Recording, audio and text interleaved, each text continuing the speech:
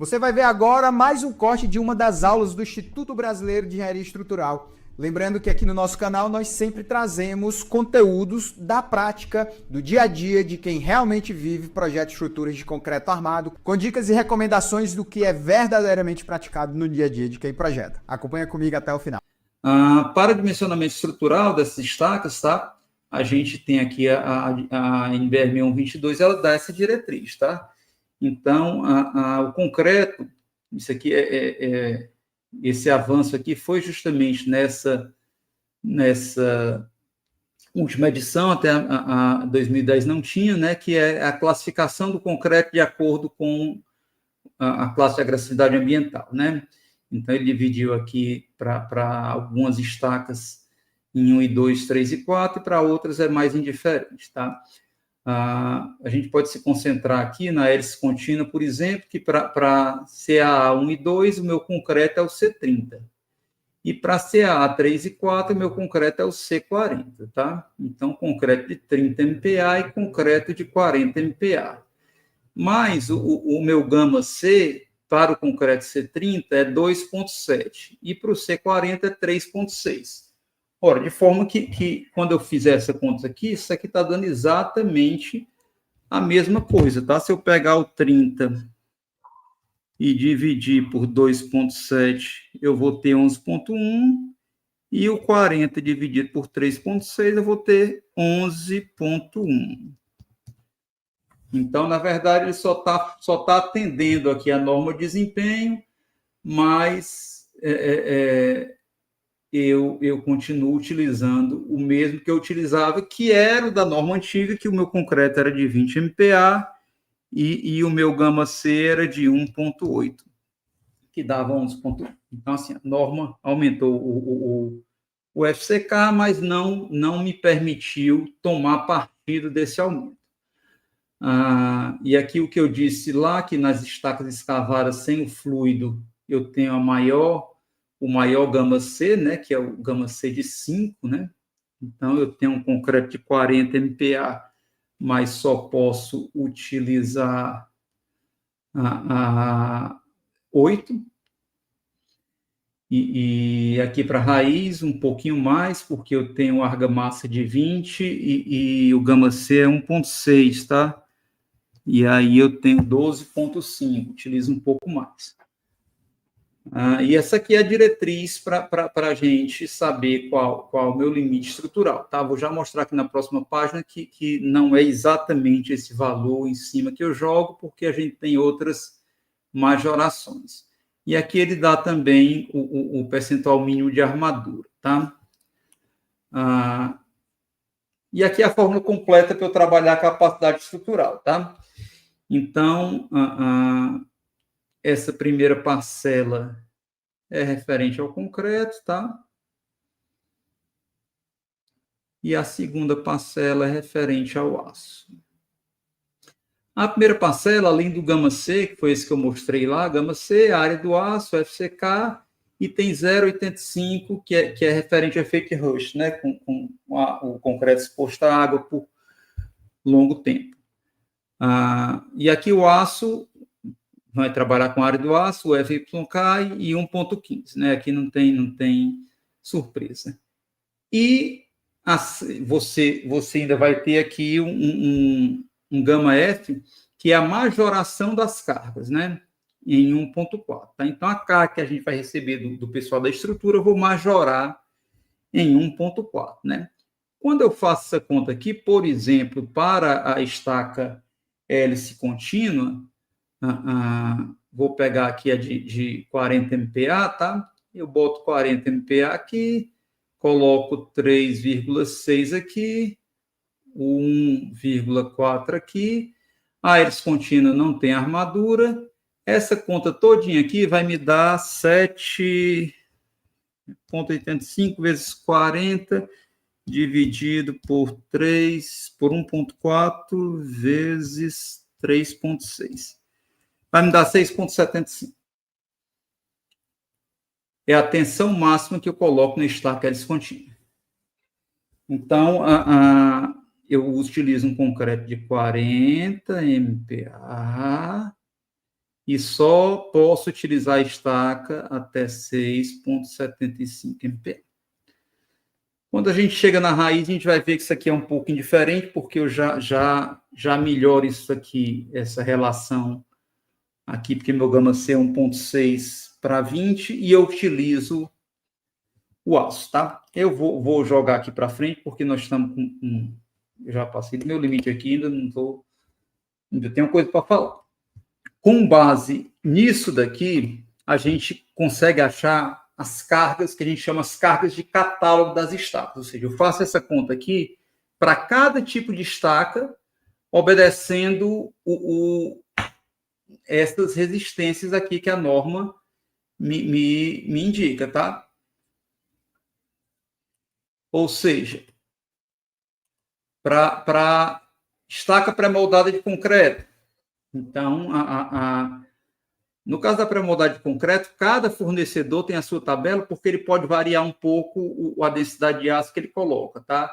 Mas, por exemplo, vou chamar a atenção aqui, um estaca pré-moldada de concreto de 35 por 35, tá? Eu teria aqui 130 toneladas como capacidade de carga máxima. Uma estaca pré-moldada de concreto, agora circular, de diâmetro 38, fio de 38. Eu tenho como o fio de 42, não sei se eu separei de 42 ou foi de 38. Marcar as duas aqui. A minha capacidade de carga máxima dela aqui é de 1.000 quilonewtons, 100 toneladas ou 125 toneladas, se for de 42. Tá? Aí a gente tem um dado importante, interessante aqui, que a seção da ponta ela é maior do que a seção de concreto, tá? Por quê? Porque ela é uma estaca centrifugada. Então, é aquela estaca que ela é oca, né? As estacas metálicas, né? As estacas metálicas, a gente tem uma infinidade aqui de perfis, e esse aqui é um catálogo da Gerdau, e a Gerdau divide por famílias, né? As famílias, todas elas têm a altura mais ou menos iguais, porque a gente consegue trabalhar, uma grande vantagem da estaca metálica, são estacas, às vezes, que trabalham muito longo, como disse em Recife, 45 metros, 40 metros, você pode trabalhar com redução de área de aço ao longo da estaca, né? Então, à medida que a carga vai se dissipando pelo atrito lateral, eu consigo trabalhar com estaca com seção menor. Só que ela é uma seção menor, por quê? Porque a espessura das chapas são menores, mas o tamanho dela é mais ou menos o mesmo, né? Então, você consegue soldar elas sem problema. Então, por isso que eles dividem elas em famílias, né? Eu acho que a que eu peguei para a gente comparar um pouquinho mais na frente foi essa aqui, de 25 por 25, com 73 quilos. É uma estaca de 25 por 25 e que ela vai me dar aqui 149 toneladas. Quando a gente chega na escavada, essa carga cai. Ó. Se eu pegar também uma estaca mais ou menos do mesmo tamanho que eu venho pegando as outras, uma FI de 40, ó, a carga máxima estrutural que eu pego nela é 640 quilonewtons, né, 64 toneladas, e 50 toneladas é o que se usa normalmente numa estaca desse tipo. Né? Por que isso? Porque eu não consigo, a minoração do concreto é muito alto e a questão geotécnica dela também é muito limitada. Na Franca eu já consigo jogar 75 toneladas, porque por conta daquelas questões que eu falei de execução, que ela fica em estaca muito boa. Hélice contínua, eu consigo trabalhar estruturalmente com 80 toneladas nessa estaca. É a carga máxima que eu consigo trabalhar com a hélice contínua de 40. E quando eu chego na raiz, aí a raiz, o gráfico dela é um pouquinho diferente, porque eu tenho uma variação, né? Se eu pegar uma raiz de 410, ela pode trabalhar desde 100 toneladas, se ela tiver 6 ferros 16, ela trabalha até 100, mas ela pode chegar até 150 toneladas, se ela colocar 7 ferros de 22. Então, vai depender da quantidade de aço que eu colocar, né? A argamassa, ela tem o gama-C de 1,6 e o FYD do aço é 420. Então, a raiz, eu vou variando essa carga estrutural dela de acordo com a quantidade de aço que eu coloco. E aí, eu fiz aqui um comparativo de algumas estacas, né? Foi essa que eu tentei marcar, a pré-moldada quadrada de 35 por 35, a pré-moldada de concreto circular centrifugada de 38, a metálica 25 por 25 com 73 quilos, e essas de 40, a escavada, franca, hélice contínua e raiz. E aí a gente tem aqui cargas que variam de 64 na escavada a 150 na raiz, né? Então, estacas mais ou menos da mesma dimensão, mas que estruturalmente podem variar aí quase que mais 100%, né, da sua carga, devido àquelas limitações normativas impostas, tá? E isso é uma carga que a gente calcula, que é a carga estrutural. E eu tenho a carga geotécnica, né? A carga geotécnica, essa daí, ela uma vez o elemento inserido no solo, eu tenho que entender como é que esse elemento vai transmitir a carga para o solo, né? E de uma forma bem simplista, a gente tem que esse elemento ele vai, inicialmente, na hora que eu aplico essa força aqui, eu começo a transmitir carga lateral, e eu vou aumentando essa força, essa carga lateral vai aumentando, até que eu chego no limite em que eu mobilizei toda a minha carga lateral e começo a mobilizar a carga de ponta dessa estaca, né? Então, começo a solicitar a ponta dessa estaca. E vai chegar um momento em que eu também vou chegar no limite dessas duas cargas, né? Vou chegar no momento em que eu vou estar no limite da lateral e no limite da ponta. E aí a gente chama do que a gente chama carga de ruptura, né? Essa carga de ruptura ela pode ser uma carga de ruptura de fato, ou seja, a estaca ela vai embora, ela deixa de suportar carga, e pode ser uma carga de ruptura que a gente convencionou chamar carga de ruptura, tá? E o que é que a norma nos diz? A norma diz, para essa determinação, que a carga de trabalho, a carga admissível, ela é 2 vezes a carga de ruptura, tá? Se eu trabalhar com método semi-empírico, ou seja, se eu determinar essa carga de ruptura a partir do resultado de sondagens, por exemplo, sondagem SPT, eu vou ter que chegar numa carga de ruptura que seja o dobro da minha carga de trabalho.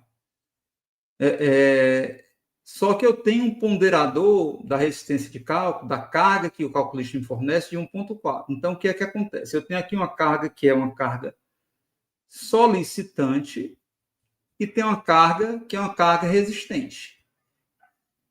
E o que ela está me dizendo é que a solicitante, ela tem que ser, que a resistente, ela tem que ser 2 vezes maior que a solicitante. Só que como é que isso ocorre? Ocorre comigo multiplicando a solicitante por 1,4 e dividindo a resistente por 1,42. Isso vai fazer com que meu coeficiente de segurança seja 2.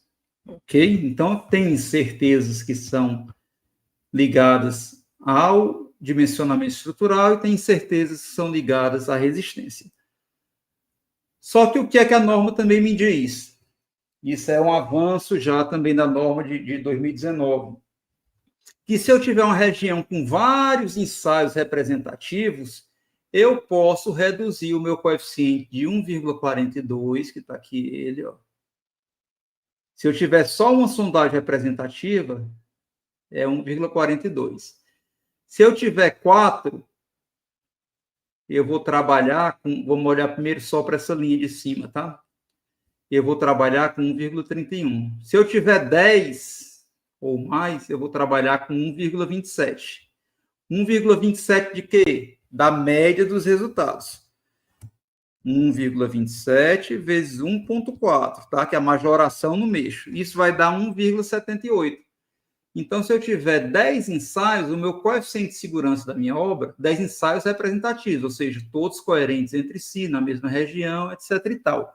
O meu coeficiente cai de 2 para 1,78. 1,78. Para média, valores médios, tá? Desses 10 ensaios. E eu tenho que respeitar isso para a média e tenho que respeitar 1,11 para o pior desses 10 ensaios. Então, 1,11 vezes 1,4, 1,55. Então, 1,55. Então, é isso que tem que ocorrer. Se eu tiver 10 ensaios, por exemplo, esse coeficiente de segurança cai de 2 para 1,78 em cima do valor médio e 1,55 em cima do pior valor. Se, em vez de método semi-empírico, você estiver trabalhando com provas de carga, a norma já diz que, de cara, o meu coeficiente cai de 2 para 1,6, o que é plenamente compreensível. Em vez de eu estar fazendo correlações com o resultado de sondagens, de SPT, de tipo de solo, para imaginar qual a carga que aquela estaca vai resistir na ruptura, eu ensaiei estacas até a ruptura e sei qual é a carga daquelas estacas piloto na ruptura. Então, para esses ensaios, eu não vou utilizar o coeficiente de segurança 2, vou utilizar um coeficiente de segurança 1,6. E como é que isso funciona? Solicitação e resistência. Norma pede que eu faça 1,6. Como é esse 1,6?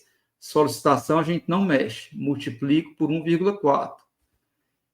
E a resistência, eu só minoro ela em 1,14.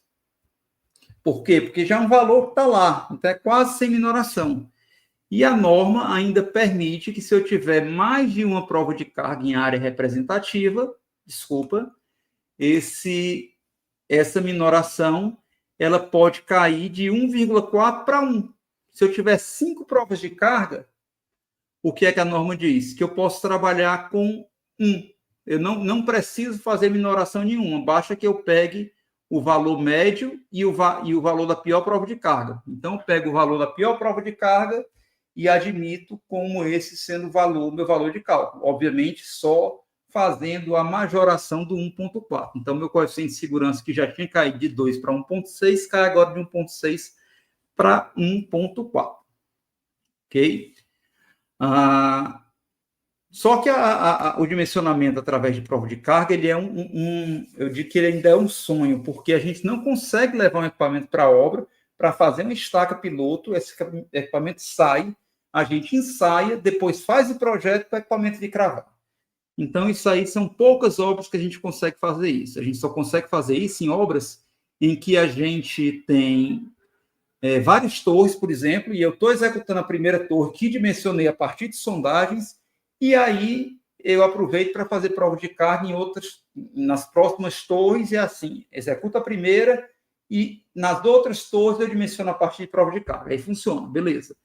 Mas levar o equipamento para uma obra de uma torre para fazer isso ainda é um sonho. Então, a maioria das obras, a gente acaba por fazer o dimensionamento por método semi-empírico, tá? Então, com base em sondagens, eu calculo resistência lateral e resistência de ponta das estacas, ok?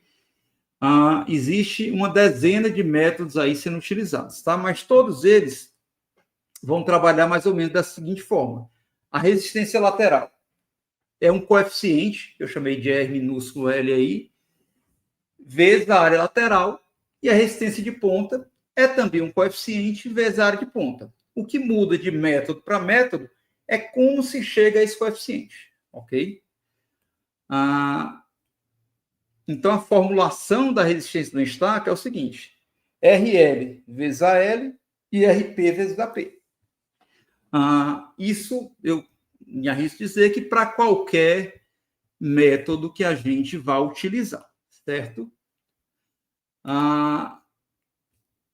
E aí, só um detalhe que a gente pode imaginar que toda a discussão vai estar, ou toda a variação vai estar aqui em cima desse RL, desse RP, que é o que muda de método para método, Mas a área lateral e a área de ponta, ela também merece uma certa atenção, tá? Eu vou passar rapidamente por ela.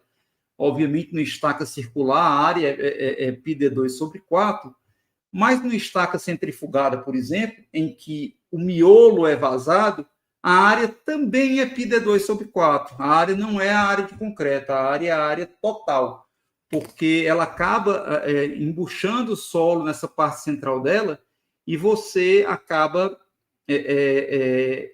pressionando o solo com esse diâmetro externo. Então, a área que você utiliza para resistência de ponta é a área total, e a área que você utiliza para atrito lateral é a área externa, tá? Então, você tem a vantagem de utilizar a área total, mas para atrito lateral você não usa essa área interna, é só a área externa da estaca. E a área de ponta é a área total. Na estaca pré-moldada, obviamente, a área é quadrada e o atrito lateral é o perímetro dela. E no perfil metálico, aí você tem que ter, aí entra um pouco da experiência do geotécnico, porque ele mobiliza uma área entre a área efetiva de aço e a área total. Tá? Então, normalmente é uma área intermediária entre essas duas. Tá? Então, ele arrasta, o terreno que ele arrasta é alguma coisa mais ou menos assim.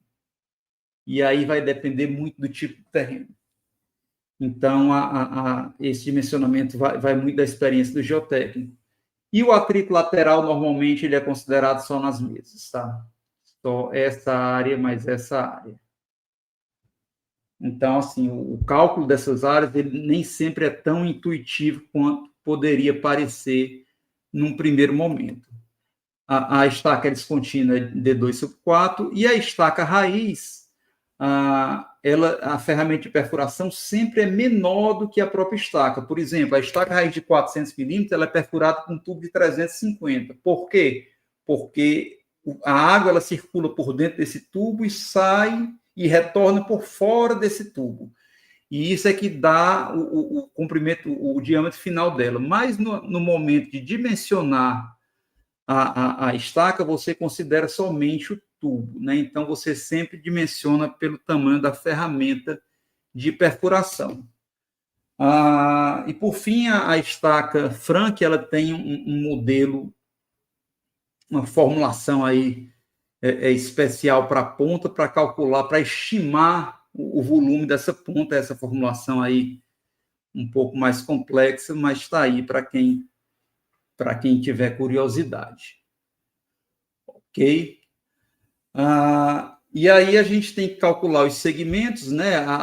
O atrito lateral ele é calculado a cada metro, tá?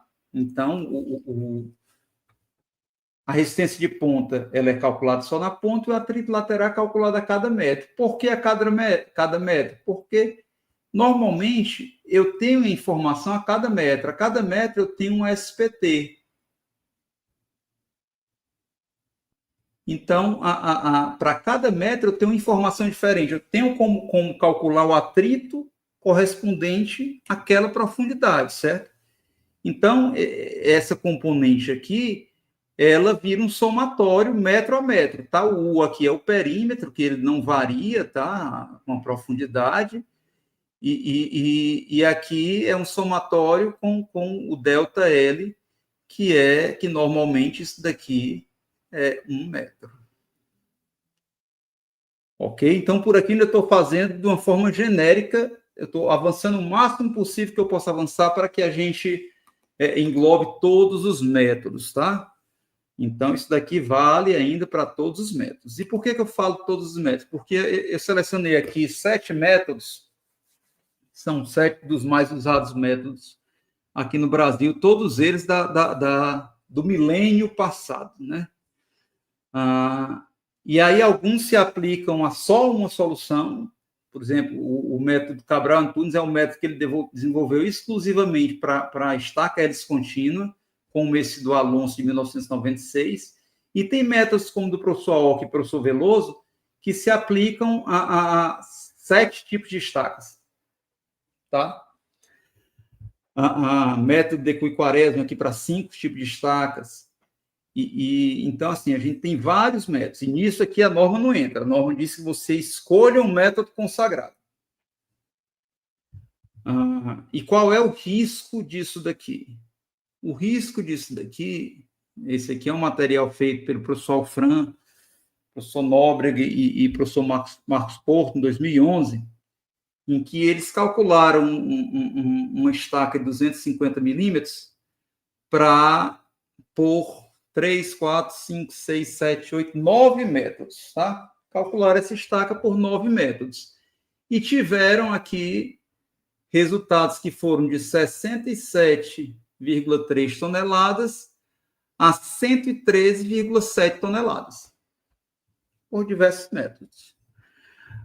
E aí, qual eles vão usar? Vão usar a média? Vão usar o maior? Vão usar o menor? Como definir qual método usar? Todos esses métodos, esses que eles utilizaram aí, esses que eu citei aqui, eles são métodos consagrados da mecânica de solos. Eles estão aí há 50 anos. O método Alco-Veloso está aí há 50 anos, 1975. São métodos que se perpetuaram na nossa geotecnia porque são bons, porque deram certo ou dão certo agora, em algum momento, para algumas situações e em alguns locais.